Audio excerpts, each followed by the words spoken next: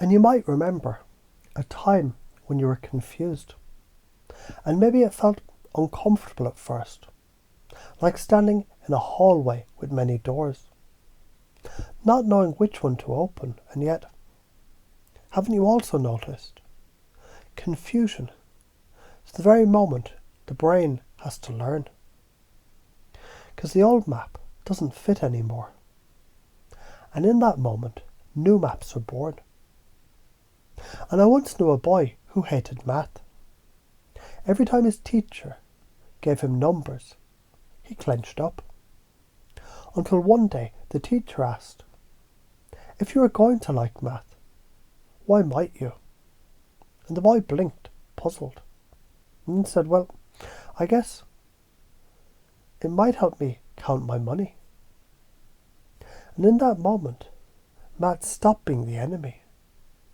It started being the ally. And isn't it fascinating how a single word, might, it can melt resistance?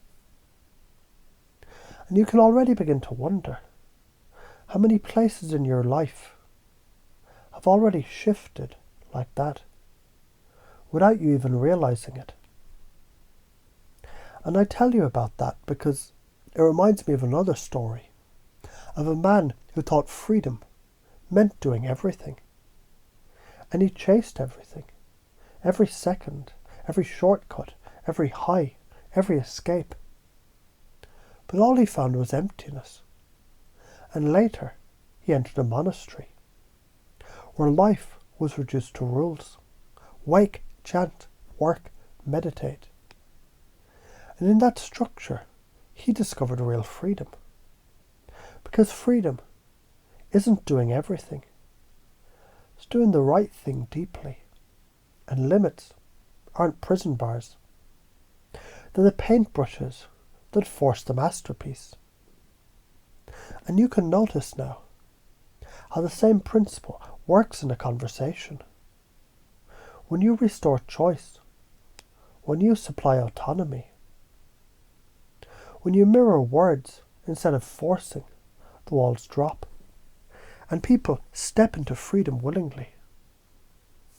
And maybe it's interesting how the brain doesn't just react, it predicts. Every feeling is a guess about survival. And when you echo someone's words, you hack the prediction. Like hearing your own name in a crowded station. You can't help but turn. And from that turn, attention shifts. And from attention, safety grows. And from safety, transformation flows.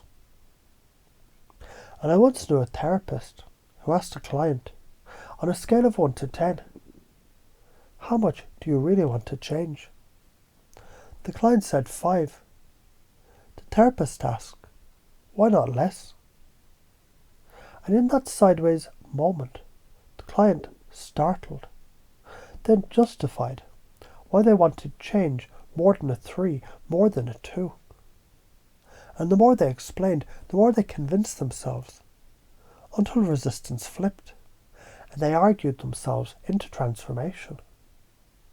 And isn't it curious how resistance is like a river? Push against it, you drown. Angle with it, you sail.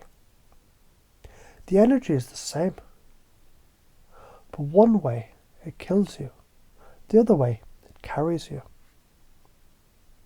And you may not have realized yet how often you already do this, without even thinking.